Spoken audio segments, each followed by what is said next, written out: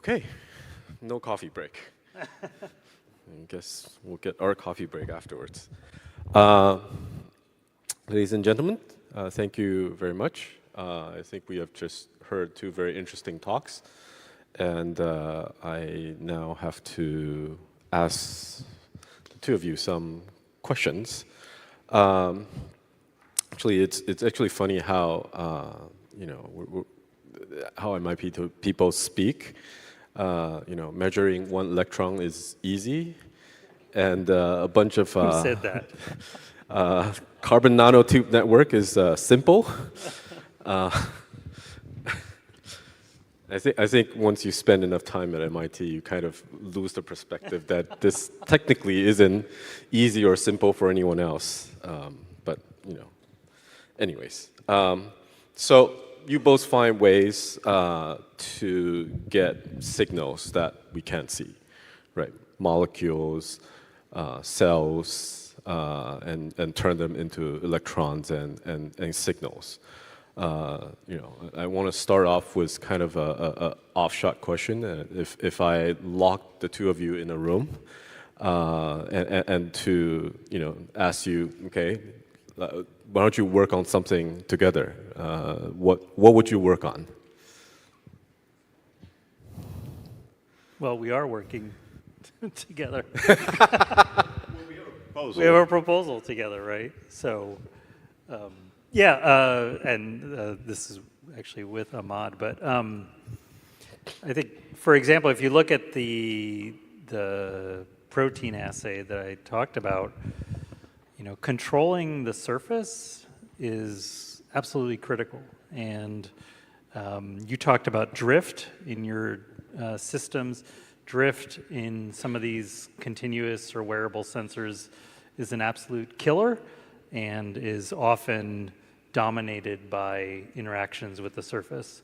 So, while I can help prepare a sample and turn, electrons into current, I don't think anyone is as well positioned as Tim to help with that actual surface layer and making sure that works well.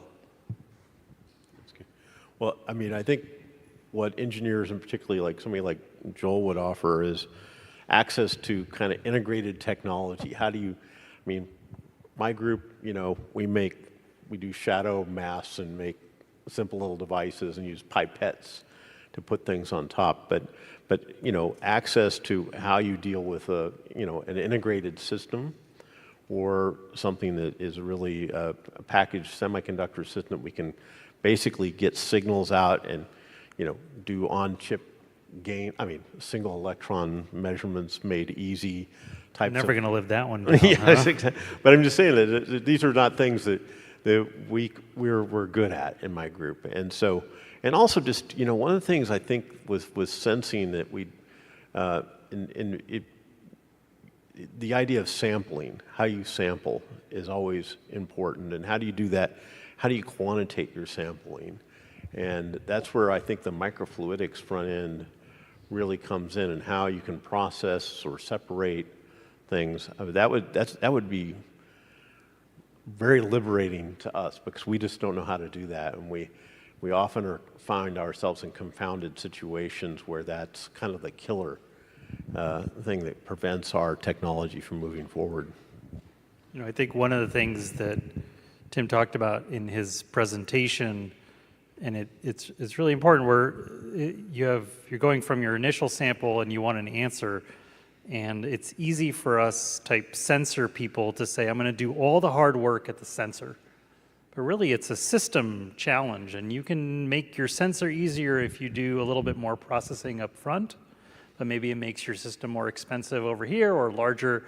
So you have to think about those system level sort of constraints, and that helps you understand where you need to put your effort in terms of the pre-processing, the microfluidics, the sensors, the electronics, so on and so forth. Great. It looks like you already have a good pipeline of things to work together on.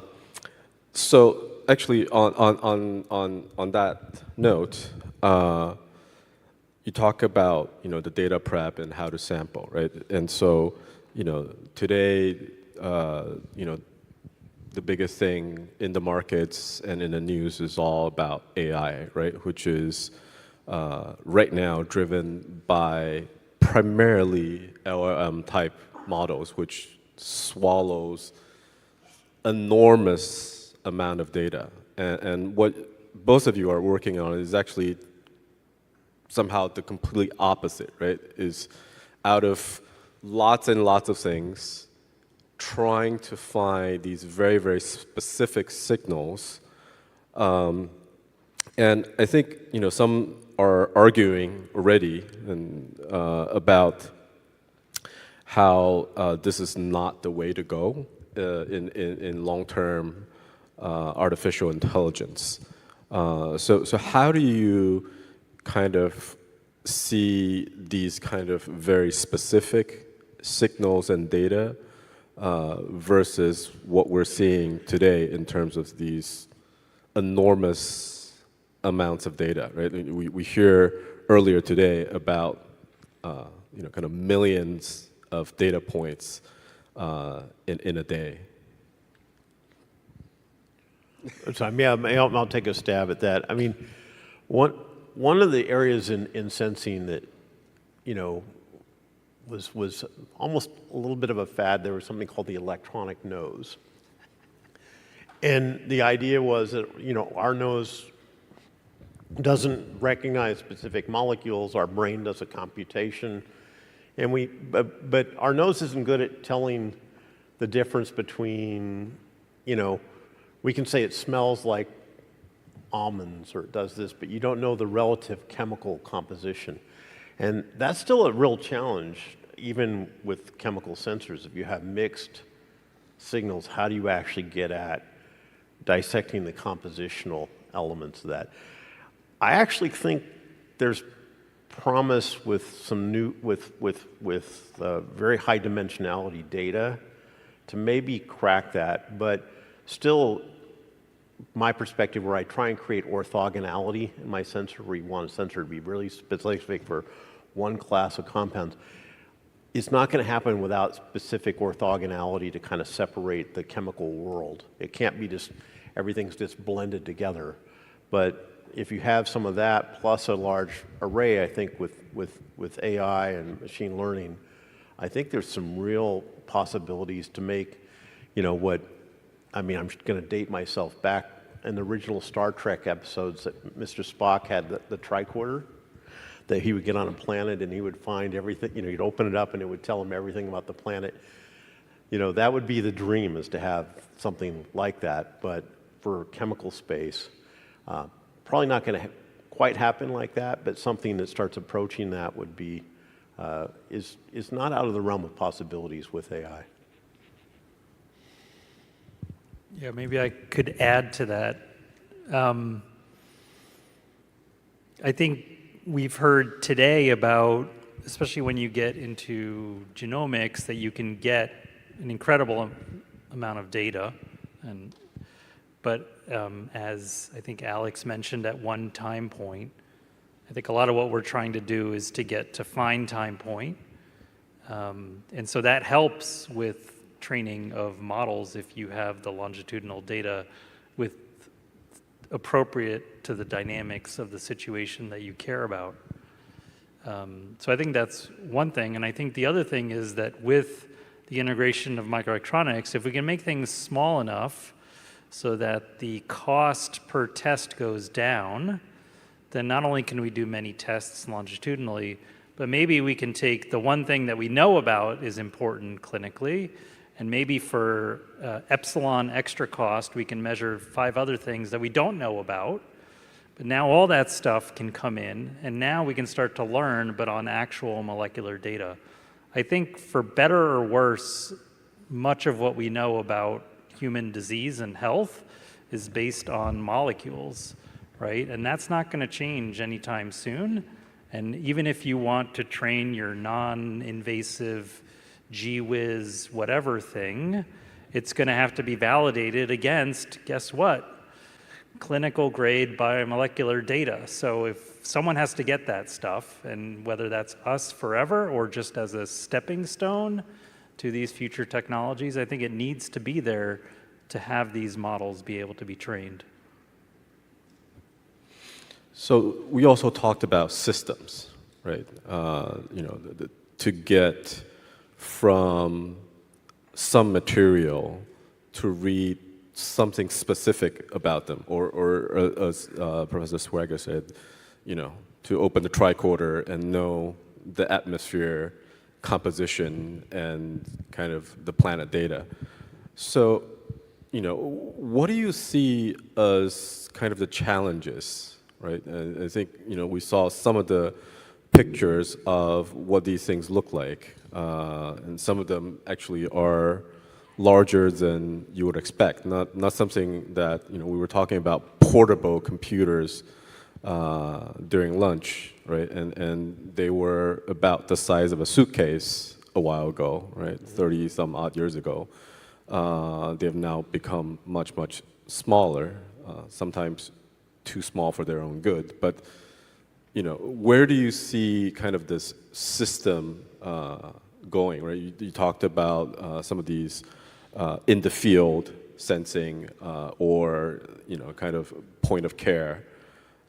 These needs to be fairly small, consume a little less power, and they need to be used by mostly people without an MIT education, right? So how do we get from where we are today to where these becomes usable in everyday life? Yes. Well, there's a bit of a market adoption or people wanting, having a need to do this. But I think one of the things I think about with distributed sensors is with that you get all the spatial temporal data with it that comes along. And so, maybe an easy way to think about this is in terms of environmental sensing. If there's pollution coming, where is it coming from? You can, by having distributed data, and it could be that people are wearing the sensors, right? Or they're on taxi cabs, or they're around, and you can do the inverse problem. Essentially, if you have enough data, you can do the inverse problem, find out the origin. I think there's opportunities there that maybe people would be interested in. I guess I've always thought about this low cost is really important to get these things out and adopted and in the market. But even then, sometimes I've had trouble convincing people. Just for example, I mentioned today that we could come up with these sensors for toxic monomers. And I would thought that, people would want those for their workers that work around plastics. And I had a company, and I pushed them hard. They said that there was no appetite for it in the marketplace. Nobody wanted it. So it's a challenge to get these things out there and to break in. I'm hoping that changes over time, but I'm not sure I'm addressing exactly what you were looking at for, Felix.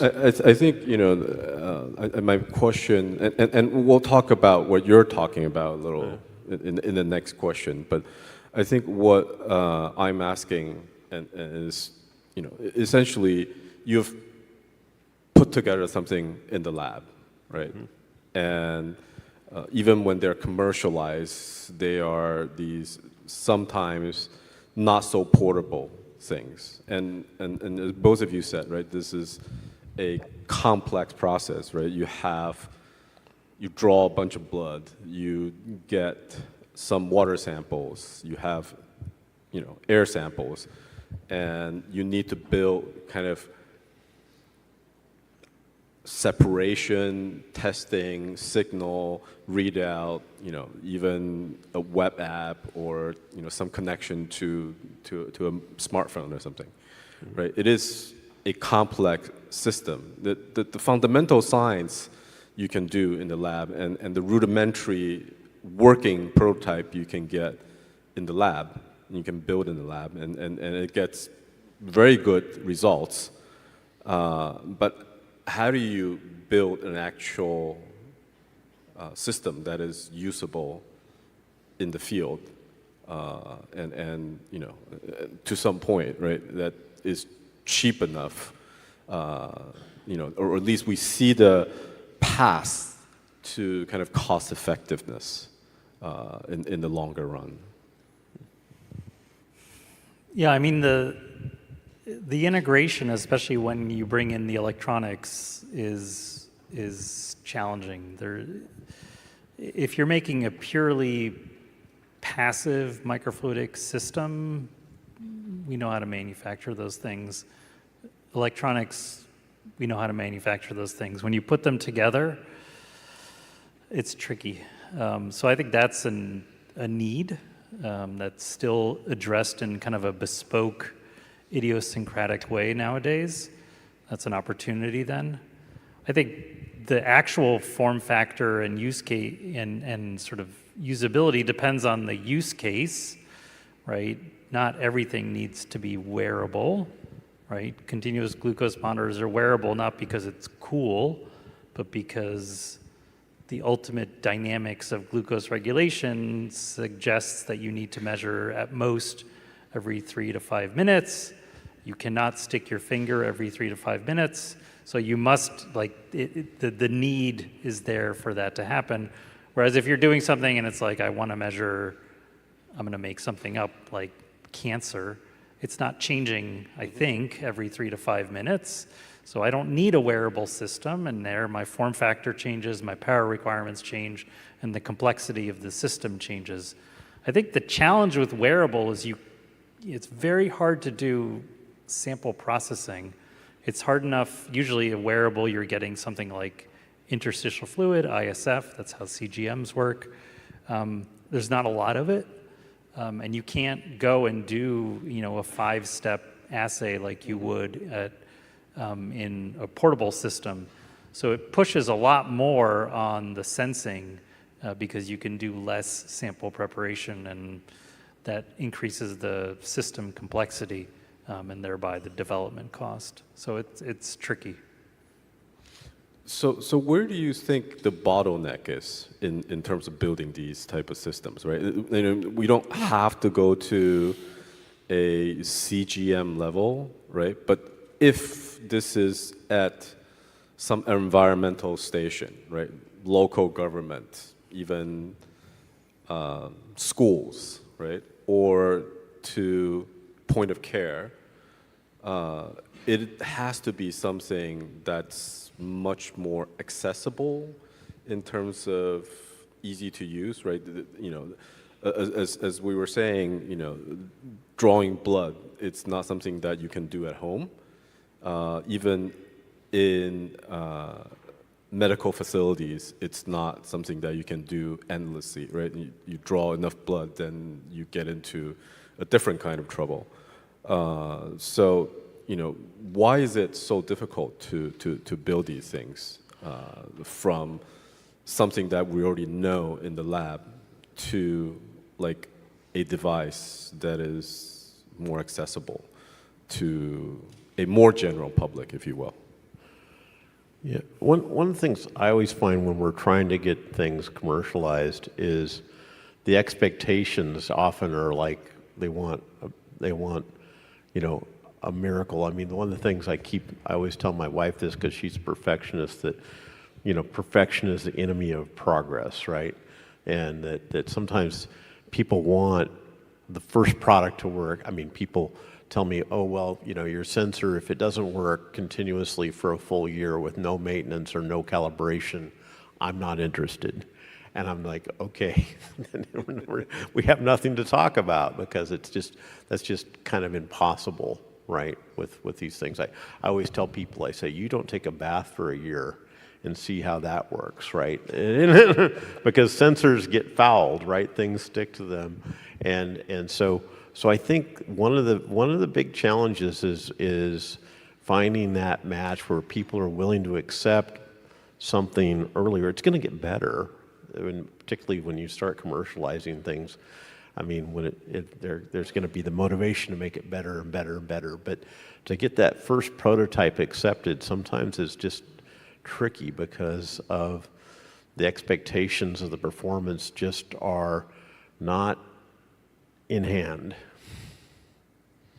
I mean, I think we talk about glucose monitoring as a interesting example to learn from. If you think back to the first portable glucose monitors, the ones you used to stick your finger with, you would have to do a calibration with each strip. Okay, so that's annoying. And then they got better. Then you had to do a calibration with each lot of strips. And then it got better, and then you didn't have to do a calibration at all. Then it got better, and then you had your CGM, but you had to do a calibration every so often. And then the time between calibrations increased, right? The duration that you could leave it on body increased, right? So you have to have something that will evolve over time as long as that first thing is good enough.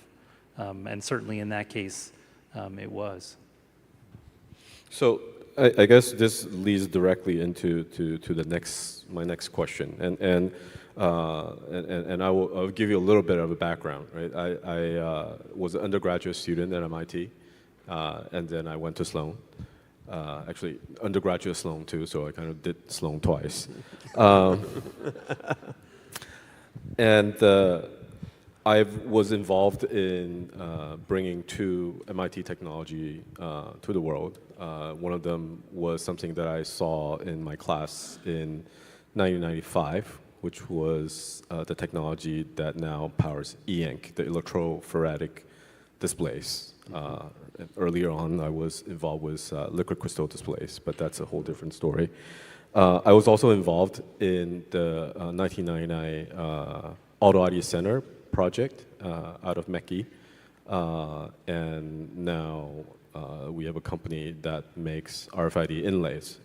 And both of these are the late 90s, and I think my understanding of the markets and their adoption is this is still very, very early on, right? The adoption, yes, we see RFID, we see electronic shelf labels in many places now, but they are the exception rather than the norm still, right? So, I want to talk about the valley of death, right? Which I think we already started talking about, which is, there are kind of multiple valleys of death, right? Because people talk about valley of death, but it's not actually one death, it's multiple deaths, right? One of it is, I think, what Tim, you talked about is, the technology, people want it to be like perfect out of the lab, right? So, from technology to that expectation, there's a giant gap. So how do you close that gap, right? And so that lab to the first commercial product is one valley of death. And then commercial product to kind of like affordable commercial product that allows kind of mass adoption, right? That's another valley of death, right? Because mass producing something is actually hard, right? And then mass production to mass adaptation, right? E-ink has been making fairly stable materials since the 2010s, right? But that adoption we're just starting to see in the late 2010s till now.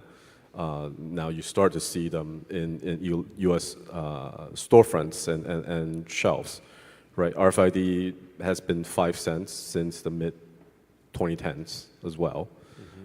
They're now down to 3 cents in volume, but you are only also starting to see them in primarily apparel and now maybe logistics. So, my question is, which is hardest?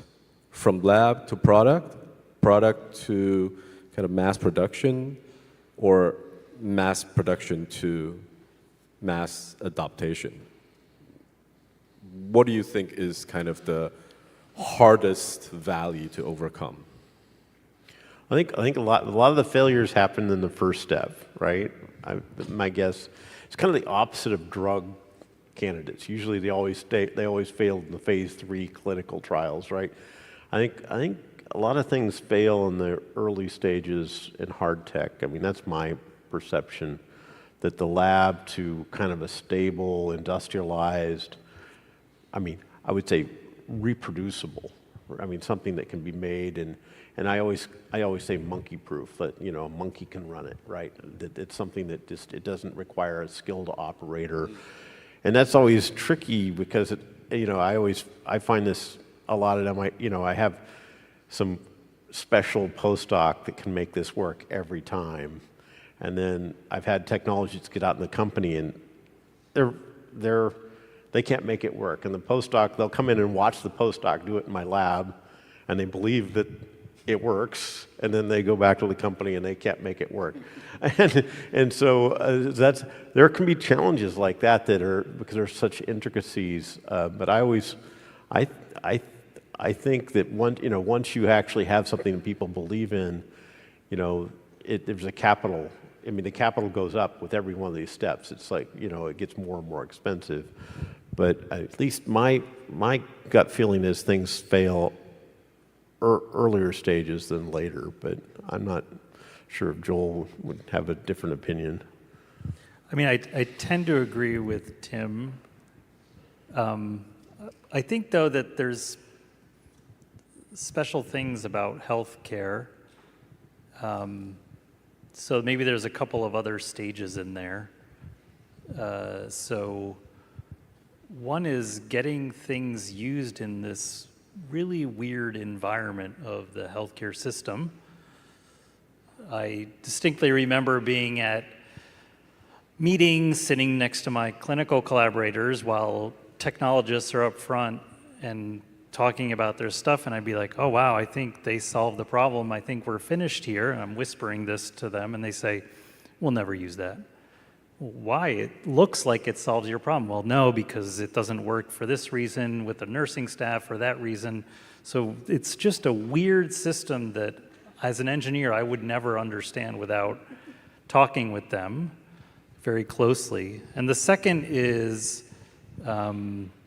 the reimbursement, and I think Dr. Young talked about this, but, you know, selling your new widget, unless it's being purchased by a consumer for a wellness application, it has to be, you know, you need to get that reimbursed. And I remember the folks from iStat, which was one of the first portable blood analyzers, them saying, well, getting the technology to work and getting the product to market, that was okay, we did that.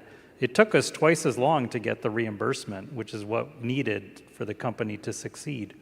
And you think about it, when we're taking something and we're gonna say, okay, you're gonna do the measurement over here at the point of care where the patient is, well, it used to go to the central lab, which was a profit center, right? They don't necessarily wanna lose that revenue, right? So you're fighting in this weird system. And I think those types of things are things you have to consider that, I don't know if they're unique to healthcare, but they're certainly critical in healthcare. Yeah, no, I think healthcare, or if you're working like with, you know, the Homeland Security or some other government agency, or anytime a regulatory body, a kind of a fixed way of working things is involved, then it adds, I guess, another. So I guess, you know, I was talking about like 3 values of that. So I think you just added a few more. So, you know, and that kind of leads to my closing question, right? And we all know that there's multiple value of death, right? But we continue to work on this problem, you know, me and you all, right? And I think we do that because, you know, we have a conviction that this will be the future, right? There's a paradigm shift coming, right? As Les Thoreau used to say, right? We know it will happen, we just don't know when. But I think the conviction that it will happen kind of drive us. And so I guess this is a more open-ended question to both of you, which is, what will happen, right? If you were to leave the audience with this is a paradigm change that you will see sometime in your life, and it will be big enough that it's worth devoting a career in, what would that be? I mean, I've been working in microfluidics for 30 years, and what's so cool is that we basically we can do anything, like any starting sample to any measurement. We kind of know now, we've figured out in the field how to put those pieces together to do that, right? And that means that now it's really finding the right applications, and we can do it. Like the basic technology is sorted out, and that's a super exciting time to be in that field, in this field. So I'm super excited about that, and I just have to imagine that a lot of the sort of current healthcare system of I go in once a year if I'm good, or less if I'm bad.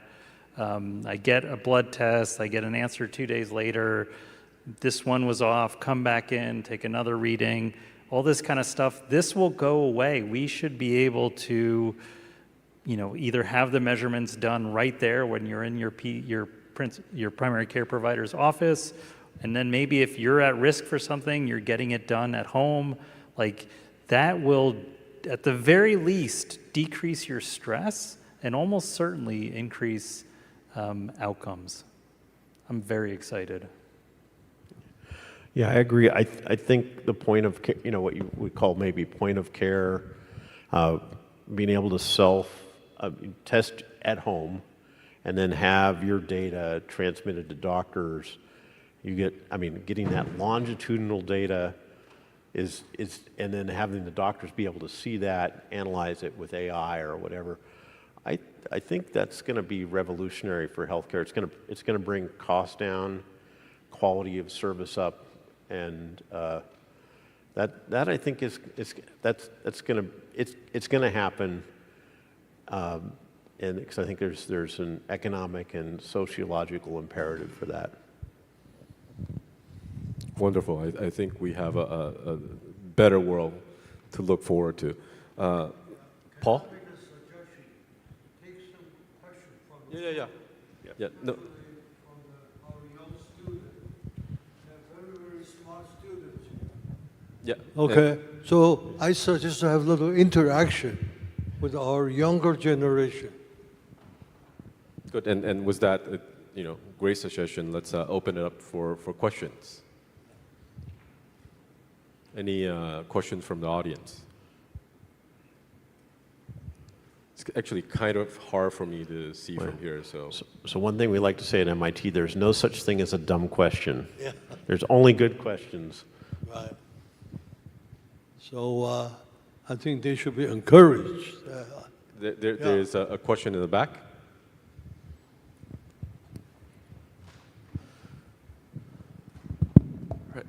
So we've talked a lot about, say, portable medical devices and allowing, say, medical checking to be more accessible to people. And with sort of a chaotic political situation going on in the current world, how do you see those medical devices or application being implemented in, say, emergency response or disaster resilience? So I do think sometimes the emergency response, I mean, well, at least in the U.S., that's where maybe some of the first adoption. The U.S. military is actually one of the bigger supporters of kind of really innovations in these types of things because they're thinking about forward battlefield. Now, I'm not sure that the U.S. should be in the war business as much as we are these days, but so I'm not promoting that. But I'm saying that has been a very big focus with the Department of Defense. They actually do fund a lot of these kind of really forward-thinking medical types of things. So that, unfortunately, I mean, politically, that's not a problem these days in the U.S. anyway. Yeah, I mean, I think the thing about emergency is usually you need an answer quickly because it's like an emergency. So that's good because that then motivates the need for something that's point of care, for example. So, stroke detection, MI detection, these types of things are definitely drivers for, existing types of devices. Thank you. Other questions? As an old student, I have a question. With many, many younger generation here, we often talk about, now, on the one hand, AI is almighty, okay? Create a lot of miracles, and they're out of average people's expectation. On the other hand, there's always a room for creative thinking. So the question is, can AI do creative thinking, or AI is just a good slave? And it's a good aid, but we should leave ample room for real creative thinking. So what's your view about that?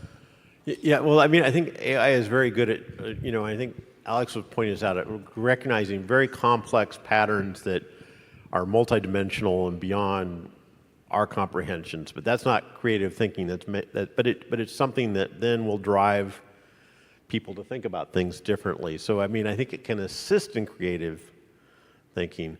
But in the chemistry area, a lot of people want to use AI to design chemical syntheses or molecules, and I would say that the jury is still out whether that actually is very effective. I think I haven't seen clear examples where it has beat a really good chemist to do these things, but there are areas where I think AI can, again, assist in this. I'm not sure what creative thinking is. So maybe when I'm creative, I don't know what I'm doing in my You're head. definitely creative. Well, that's very kind of you. But maybe I'm drawing connections from my past, right? And I call that creativity. But AI's pretty good at that as well. The main reason I don't want to offset that entirely is because I enjoy doing this. And so it provides satisfaction to me. But I don't know whether it's worse at those types of connections than I am.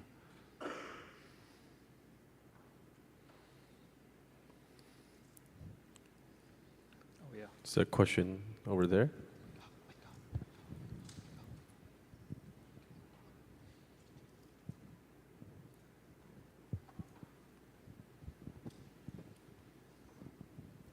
Hi, so my question's for Dr. Voldman, and first off, thank you for coming here today to talk with us and show us your new research. But I was just wondering if the microfluidic electronic tools are they like a replacement or a successor to gel electrophoresis when it comes to the assessment of different cells? Right, so gel electrophoresis is a way of separating molecules, DNA, for example, right? We used to run gels. I think the difference here is we're talking about cells, so it's a little bit different, and gel electrophoresis might be size, or you can do things based on charge, for example. Here we're doing things based on what I would call polarizability, so it's a little bit different. So I don't think they're competitors as much as different ways of looking at different aspects of molecules and cells. Gel electrophoresis might go away for other reasons, although I think there'll always be a reason to run a gel here and there, unfortunately. Anything to add, Tim? No, that was really a Joel question, I think. And with that, I think we just ran down the clock exactly, Perfect timing. right on time. Thank you, everyone. Thank you, Felix.